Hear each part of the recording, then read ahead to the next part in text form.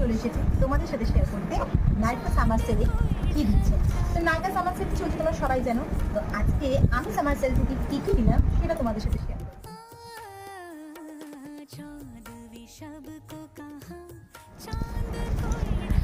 একটা নাইকার টিপটির আমি face wash, আমার ফেস ওয়াশ সবগুলো শেষ।